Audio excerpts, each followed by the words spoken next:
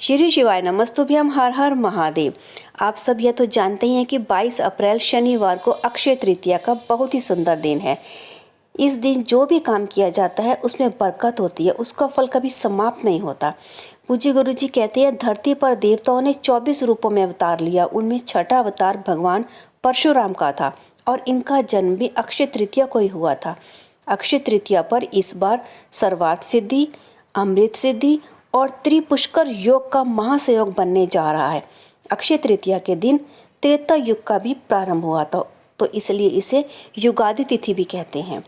तो आइए जानते हैं इस दिन करने वाले कुछ उपाय। पूज्य गुरु जी की कथाएं सुनकर मैं आपको बहुत अच्छे से बताने का प्रयास करूंगी, लेकिन उससे पहले आपसे प्रार्थना है, कृपया वीडियो लाइक कीजिए, चैनल को सब्सक्राइब भी कीजिए।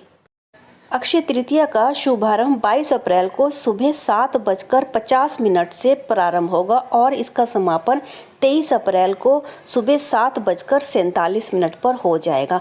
तो आपने 22 अप्रैल को सुबह अपने घर के जो मटका है उस जल को अपने नहाने के पानी में डालना है और उसके अंदर आपने एक आंवले के रस का चम्मच डाल देना है। जी हाँ, घड़े का पानी आप लेंगे थोड़ा और थोड़ा सा आंवले का रस उसमें मिला लेंगे और उस जल से यदि घर के प्रत्येक सदस्य स्नान करता है तो पूज्य गुरु जी कहते हैं उस व्यक्ति को जो स्नान करेंगी इस तरह जल से, रोग तकलीफ जो भी समस्या चल रही है शरीर से जुड़ी वह सब की सब समाप्त होती हैं, क्योंकि आंवला में भगवान नारायण का वास होता है।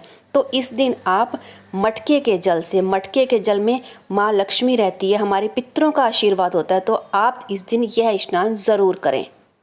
दूसरा उपाय जो मैं आपको बताने जा रही हूँ यह धन संपदा को बढ़ाने के लिए है। पूज्य गुरु जी कहते हैं, ये जौ आपको स्क्रीन पर दिखाई दे रहे हैं, तो जौ की तुलना हम सोने से करते हैं। आज के ज़माने में सोना खरीदना सबके बस की बात नहीं है, एक आम इंसान सोना नहीं खरीद सकता। तो अक्षय तृतीया के दिन आप सोने की जगह इन जौ को अपने घर में खरीद कर लाते हैं और इनकी अगर पूजा करते हैं तो आप जानिए आपको सोने के बराबर लाभ होने वाला है।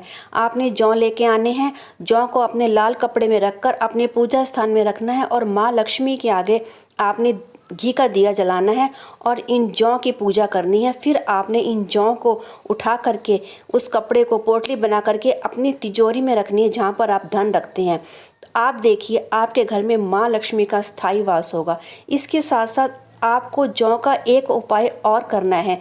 आपने आंवले का उपाय किया नारायण जी को प्रसन्न करने के लिए, क्योंकि आंवले में नारायण जी का वास होता है और जौ में माँ लक्ष्मी का वास होता है, तो माँ लक्ष्मी को प्रसन्न करने के लिए आप यह उपाय भी ज़रूर करिए।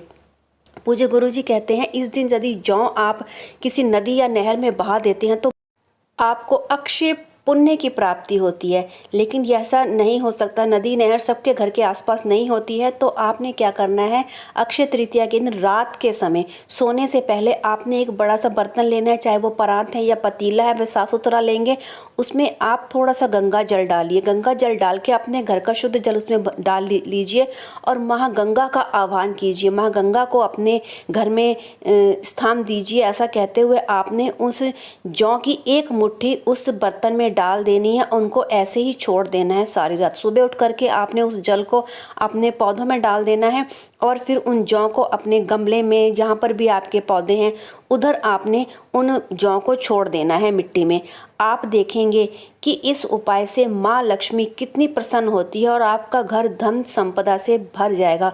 धन की जो कमी आपके घर में आ रही थी वह दूर होगी और रोगों को नष्ट करने के लिए आपने आंवले का वह उपाय किया और माँ लक्ष्मी को प्रसन्न करने के लिए यदि आप जौ का ये दोनों उपाय कर लेते हैं तो आपके घर में धन संपदा बढ़ेगी और वह धन संपदा आपके किसी बुरे कार्य पे, बीमारी पे या किसी जुए में ऐसे कामों पर वेस्ट नहीं होगी, नष्ट नहीं होगी। तो आपको यह दोनों उपाय अक्षय तृतीया के दिन ज़रूर करने हैं। पूज्य गुरु जी के यह उपाय मैंने आपको बताया। वीडियो अच्छी लगे तो कृपया वीडियो लाइक कीजिए, चैनल सब्सक्राइब कीजिए। हर हर महादेव।